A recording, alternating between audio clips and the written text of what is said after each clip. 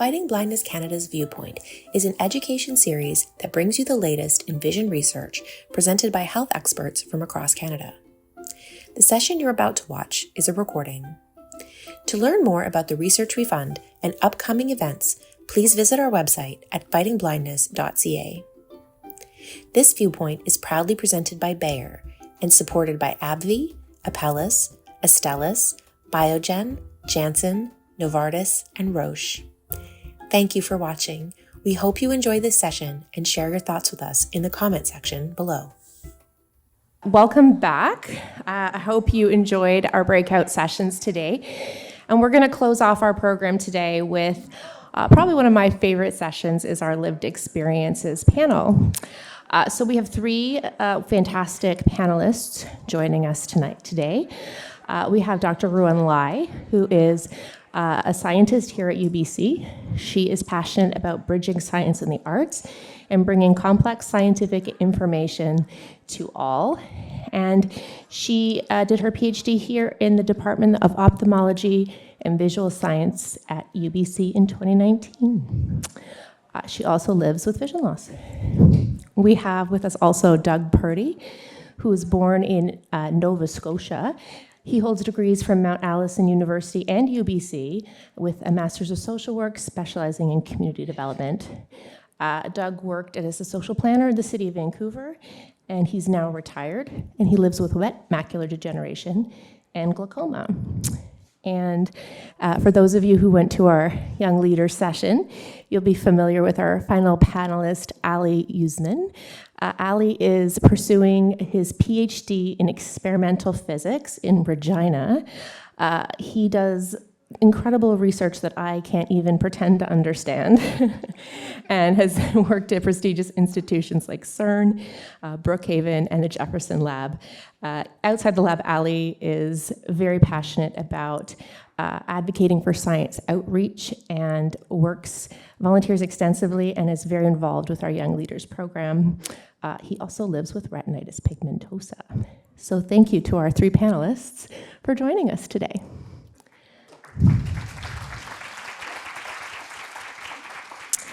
So I think what we'll do is I'm going to ask the question, then we can kind of go down the line. Ali, we'll start with you on this one. Can you talk a little bit about when you were diagnosed and what sort of emotions you went through at that time? All right, thank you. So my vision loss journey has been fairly recent. So I was born and raised as a sighted person. And then late in my teenage and early 20s is when I started to notice that my vision was not the same as my sighted friends and family. But my formal diagnosis was in 2021. And I was diagnosed with RP. Technically, my diagnosis is not complete because I'm still waiting for my genetic testing. In terms of emotions, it's been a roller coaster journey for me. But two of the emotions that I would highlight is grief and isolation. And these two were compounded in a really difficult way for me because I had just moved halfway across the world from my home country to Canada, and I had very few friends and family here. And then it was global pandemic, so we were stuck at home when I got diagnosed, and it was not fun. But yeah, through persistence, I have learned how to cope with it. And Doug, how about yourself? Could you share a little bit about your diagnosis and how you processed those emotions at the time? Sure. Well, I had two diagnoses. One when I was 8, when I first I fainted at a ball game with my father, and was diagnosed with astigmatism and had to wear glasses from the age of 8 on. I don't remember what I felt then, and then again at age 55 with macular degeneration, and I was just very, I guess, accepting of that. That's a reality. I knew that the path was a perhaps a rocky one. But with the Amsler grid, I had it by my bedside, and it was actually that was the shocking experience for me, because I was driving out to a site meeting, and when the lines of the road began to curve, I knew that I was in a progressive state from dry to wet macular degeneration, and immediately went to the doctor and had the diagnosis, and was most fortunate because the province of BC had just at that time approved Avastin for patients to have access to that. So. Hi, this is Ren speaking. Beside me is Portia, my guide dog. This is her first time being on stage, and she seems to be very excited. I started experiencing night blindness and loss of peripheral vision when I was 12. But I seemed to manage okay during daytime for a long time. And I did my bachelor's and my master's quite okay visually. There were some mishaps socially. As a teenager going to bars or going out on dates at night, I sometimes wouldn't see things. But I didn't really know what was going on, and I didn't really get my diagnosis until I was starting a PhD in Germany. At that time, I was doing biochemistry work. And because I had access to scientific literature, and I was able to understand what they were talking about, I was searching up symptoms in the scientific literature, and I kind of realized maybe I have retinitis pigmentosa.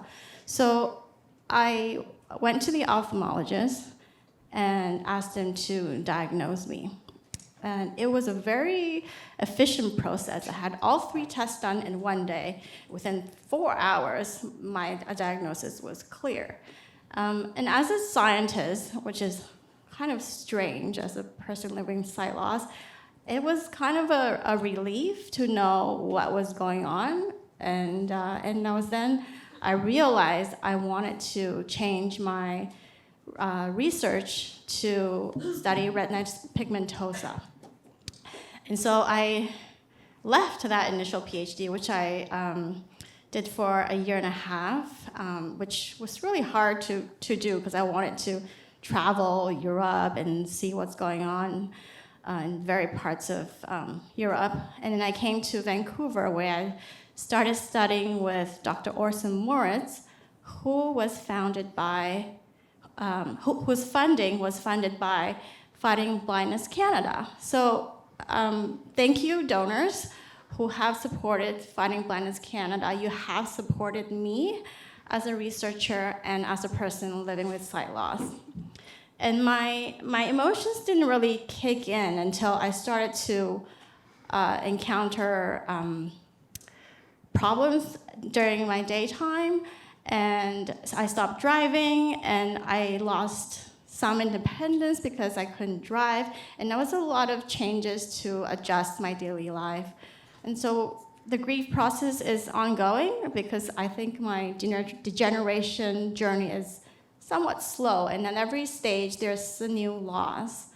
So thank you for inviting me to speak about this, and thank you for letting me share. Thank you for sharing. We really appreciate it.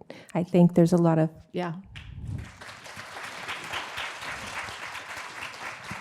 I imagine there's a lot of people in the room that relate very deeply with what you've shared.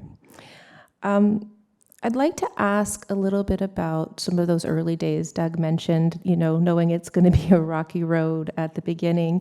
So what supports did you really rely on at that time to make your life a little bit better? And are there resources that you wish you had that you didn't have access to? And maybe we'll start again on this side with Ali. All right, so as I said, my early days were really rocky. I was stuck at home.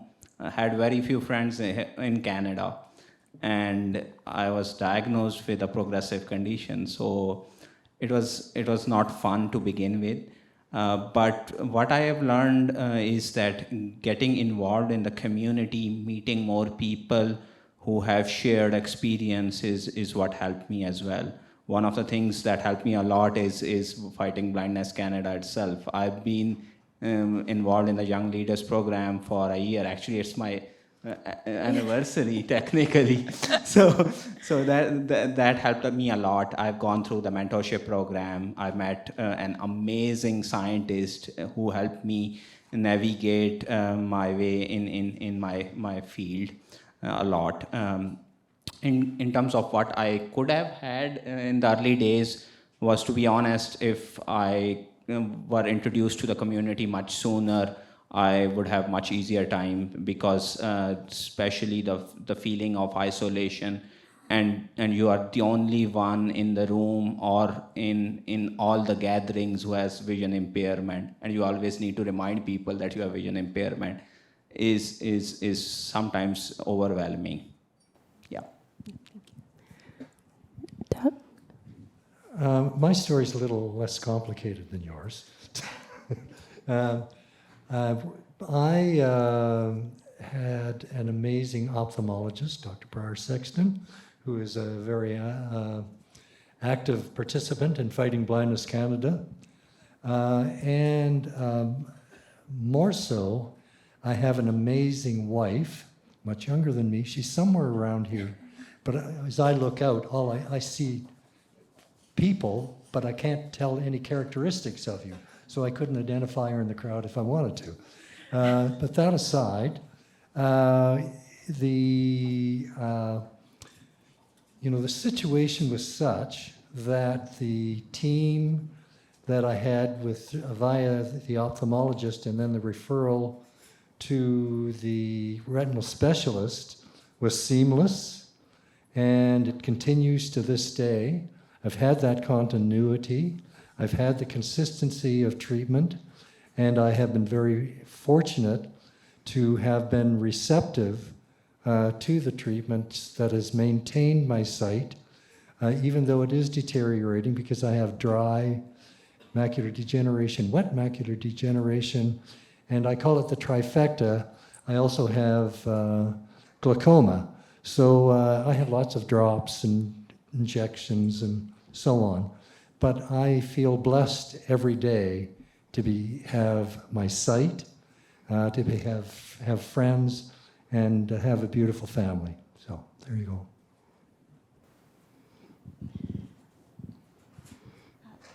So when my vision loss started to affect me was when I was doing my first year PhD at the University of British Columbia in neuroscience. And they would give you this like giant, 300, 400 page textbook.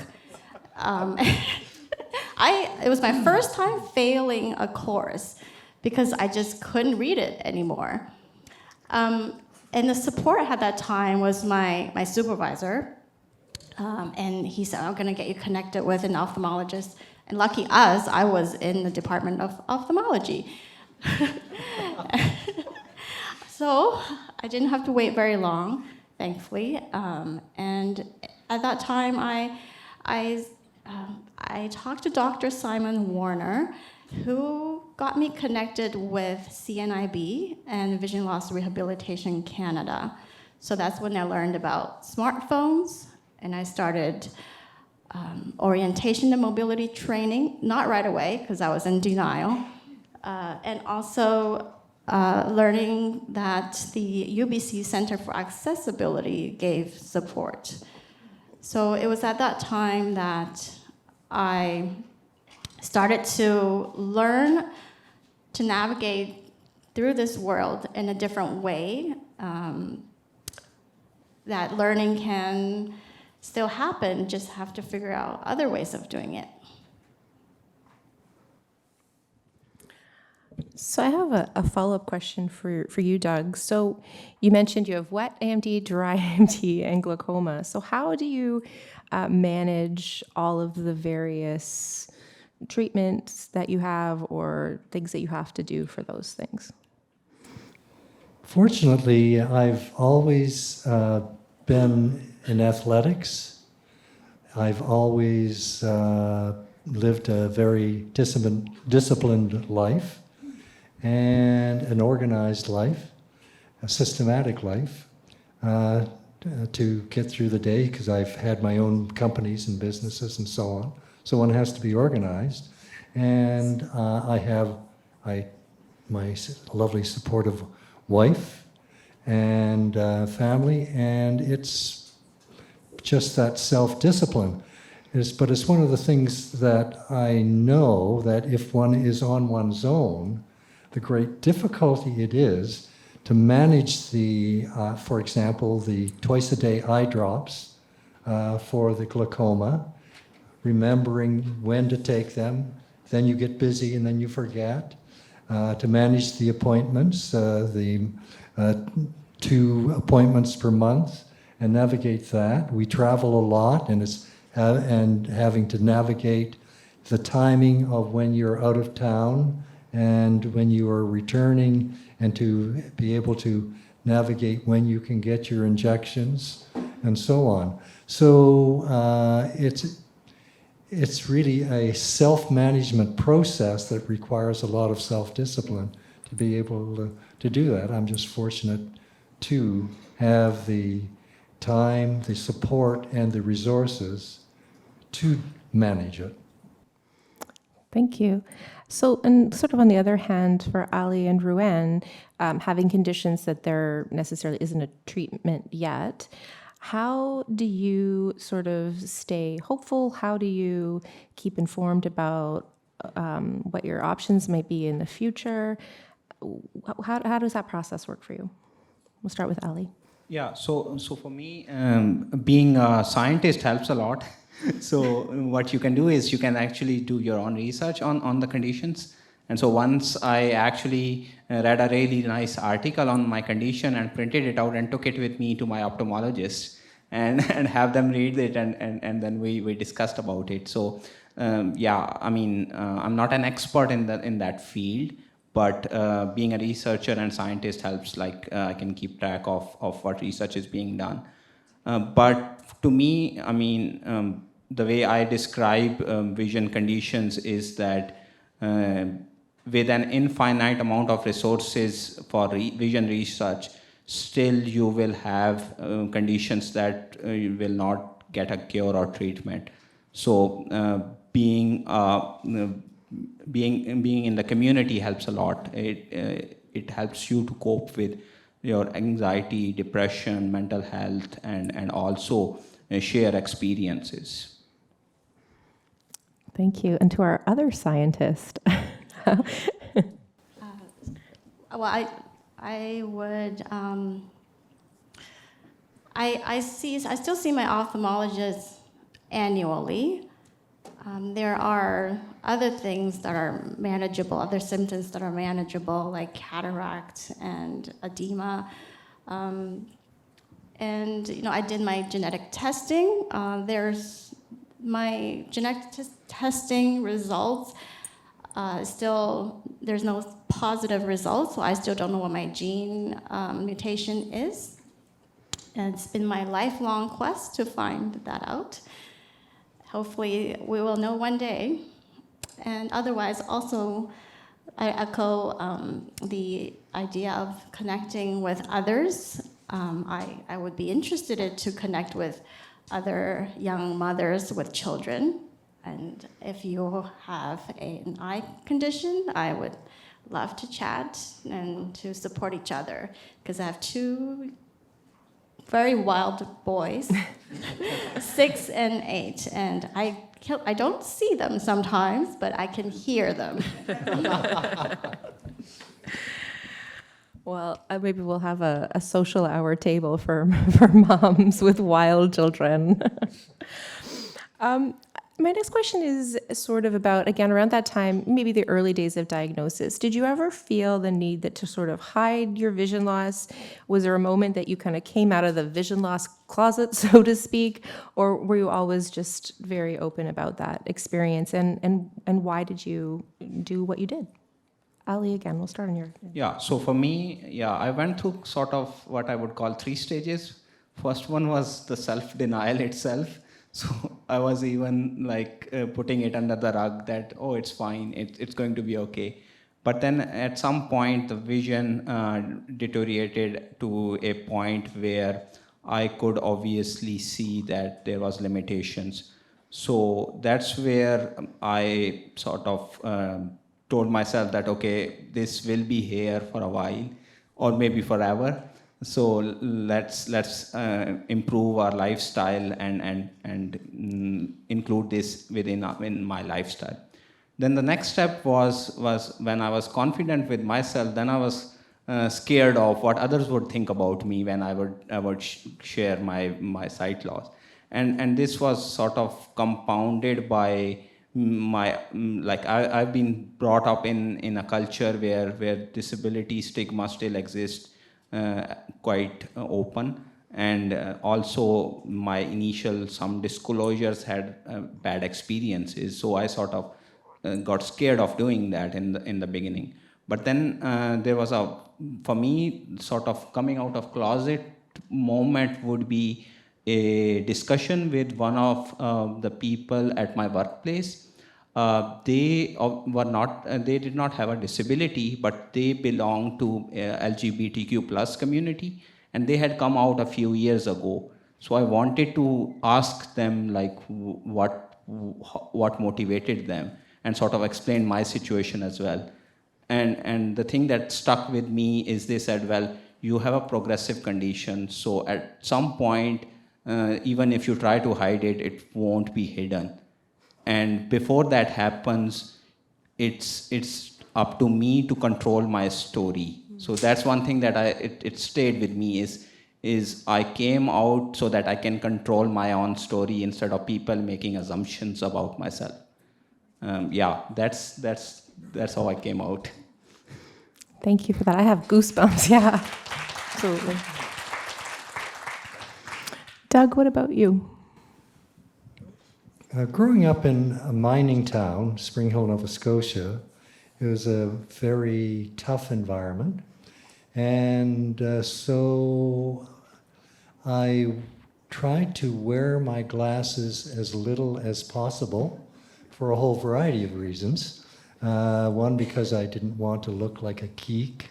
Secondly, I wanted to be tough and be able to take care of myself. And thirdly, as I grew into becoming a teenager, my vanity took over because I didn't want the girls to know that I wore glasses. As I got older, I now have two stories, my own, about navigating my vision loss.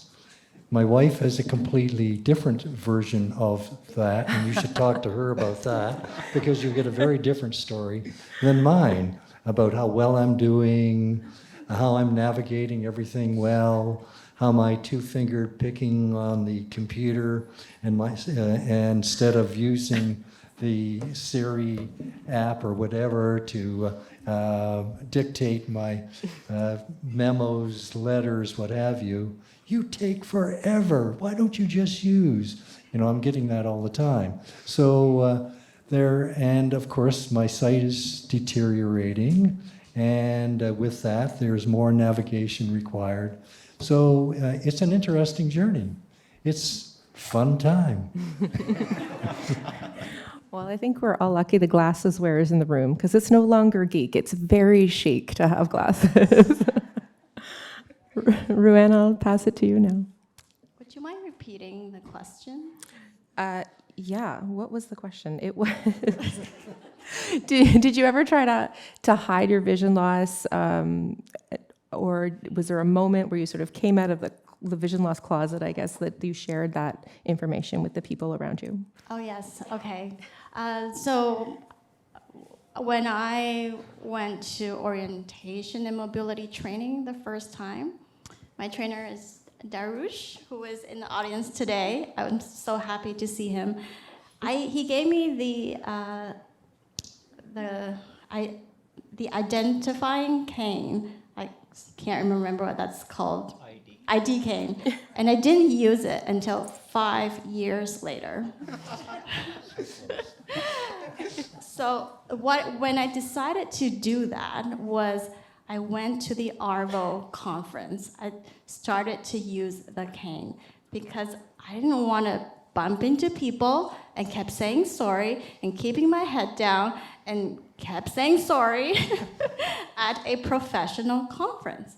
So I used my cane, pulled my cane out, and you know what? When people bump into me, they started saying sorry. And I don't know about you, even sometimes I have problem identifying people's faces, and if I don't recognize them and I call them by the wrong name, they say, oh, it's okay, don't worry.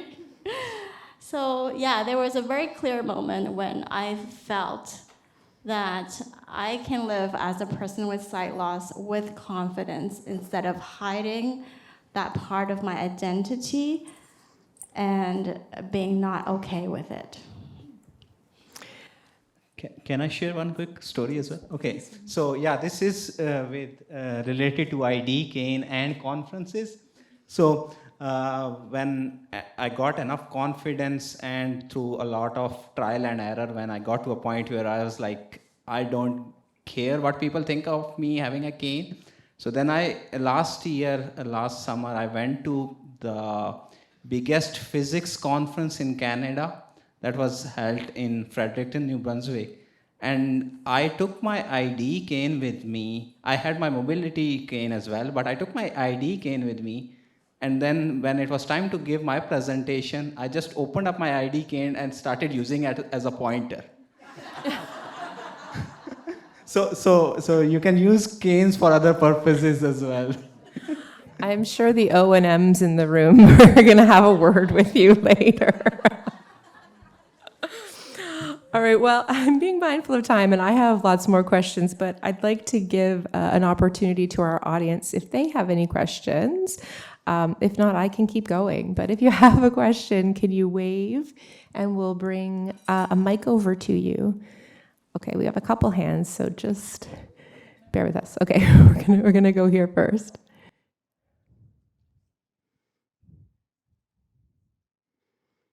Hello, my name is Li Yi, and my interpreter will be speaking as I sign to you. I have a question about your vision. Tell me about working within the sciences when you're at the lab and running experiences. How do you manage that? How are you in that environment? So I'm going to repeat. Do you feel comfortable in that environment, in the lab environment? Okay, I'm just going to repeat that because it was very quiet. So she had a question about, as a fellow scientist, how do you feel when you're in the lab running experiments? How do you feel comfortable doing that? How does that all work for you? So we'll pass that to Ruanne, and maybe first, and then Ali. Okay, so the majority of my experiments when I was still doing my PhD was we have to dark adapt the animals. And we can't expose them to light. So you've got to do all the drug changes and and suck up tiny little tadpoles who look very transparent in dim light. So I had these really bright red headlamp.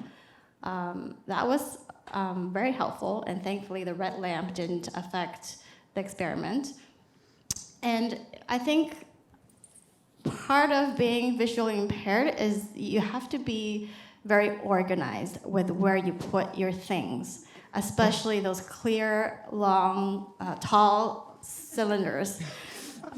So I've broken some of them, and you have to be pay attention to where you put them so you don't accidentally knock them over. And because of the vision loss, I was able to become a super organized person. And I think working in a very supportive environment is very helpful. There were times when my supervisor would give me something to do, and I would say, actually no, he would say, you might not be able to see this. And it was true. And there were days where I kind of had a hard moment in front of the confocal microscope, and I couldn't see some of the stains because they were very dim, and I just told my supervisor, I can't see this. And he just dropped everything and came over and looked at it for me. And he was like, yeah, that's very dim. I have a hard time seeing it too. So I think it's about communicating your needs and being open to saying that and finding a place where your employers, your colleagues are supportive of you being who you are. Yeah, for myself, to be honest, it was mostly trial and error method. Try this, oh, it's not working, then try that, it's not working, try that. So basically, I mean, eventually, like, assistive technology helps me a lot. I have the fanciest monitor in my whole department, and that includes my profs as well. So although they make 10 times more than I do, but I have the fanciest gadgets in there. So that helps a lot. Other than that, to be honest, for me at least is, and I had learned it the hard way, but realizing when you need assistance from others, like, and asking for help is okay. It's absolutely fine to ask for help when you are not able to figure something out by yourself. I can share one quick story. Like last year, I also at my university teach as well. So I teach undergraduate labs. And so I was not teaching for a semester, and then the next semester I was going to teach. I walk into the lab and see that they have replaced the chalkboards with whiteboards. And for me, that's terrible. So chalkboards, since they are high contrast, those are much better. And I'm like, oh God. So I suffered through that day, and then I went and complained about it. And so then I was like offered to have a portable chalkboard that could be used there for me. And yeah, so I mean, at my institute, a lot of the times it's just me self-advocating for myself, and trying to find the right people to get the right thing done is really important. A lot of the time it's just trial and error. We have one more question, time for one more question over here. I think Carmen. Yeah. Thank you. I'd just like to put this out to whoever has a response, but what do you like or love about your non-visual experiences, or what has your vision loss given you?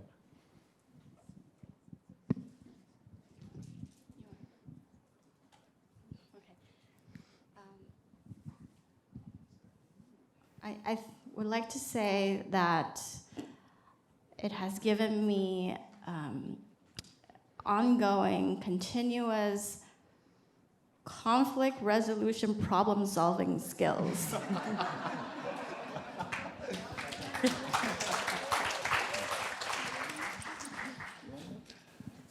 For me, it's humility and constant navigation and learning to ask for directions, help, and not feel that I am less than I perceive myself should be.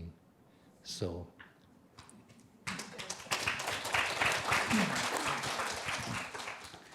And for me, I would say I call myself, and people have called me as well, so I'm not going to brag that I just call myself, but people do, is it made me become a unicorn, actually.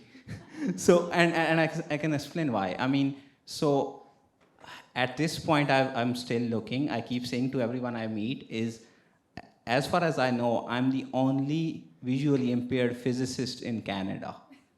And I'm still looking for another one. So if you find someone, please let me know. But yeah, I mean, for me at least, it makes me bring a really, really unique perspective to any interactions, any audience, any environment. And sometimes it's overwhelming, but with time you learn to balance the art of self-advocacy and and complaining about the limitations of the system. And yeah, it's a continuous process for me. Thank you so much to our panelists. That was fantastic. We really appreciate your time and sharing these emotional and personal experiences with us.